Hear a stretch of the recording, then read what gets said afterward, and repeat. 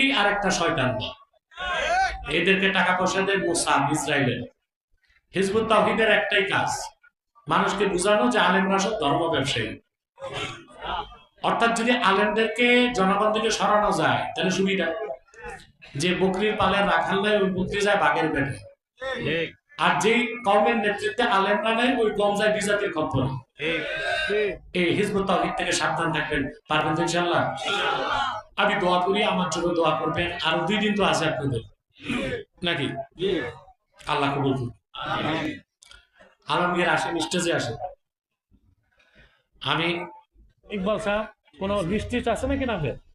আচ্ছা আচ্ছা আচ্ছা, আপনাদের সম্মানিত সেনাপ্রধান জনাব ওয়াকারুজ্জামান সাহেবের মামা সাইদ খান ঢাকা সিএমএইচ হাসপাতালে চিকিৎসাধীন আছে। সেনাপ্রধান নিজে দোয়া চেয়েছে, আপনার দোয়া করবেন। ওনার যে সেনাপ্রধানের নানির বাড়ি বোধ এখানে নাকি? এখানে। এই সেনাপ্রধানের নাম কিন্তু ইতিহাসে থাকবে, এটা জানেন আপনারা? এই লোকটা কিন্তু জেনোসাইড করেনি, জনগণের পক্ষ নিয়েছে।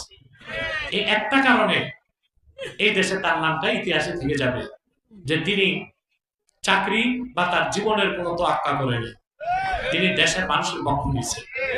আমরা দোয়া করি আল্লাহ তাকে শিরক থেকে কুফর থেকে মুক্ত করে আল্লাহ তার দিনদার বান্দা হিসেবে কবুল করে।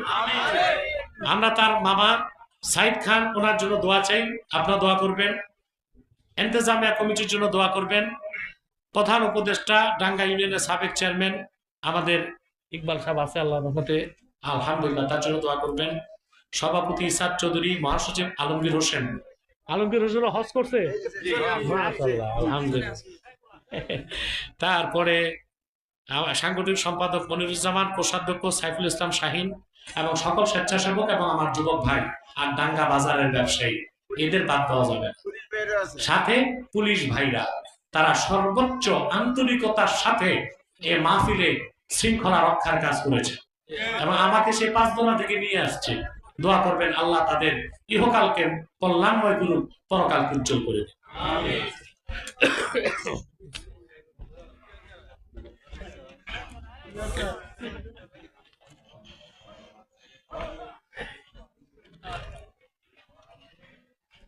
আর কোনো প্রশ্ন দিবেন না? 3টা প্রশ্ন আসছে, আমি উত্তর দিয়ে দিচ্ছি। আর কোনো প্রশ্ন না? আমি ক্লান্ত, দিনে প্রোগ্রাম ছিল, রাতে অনেক রাত হয়ে গেছে।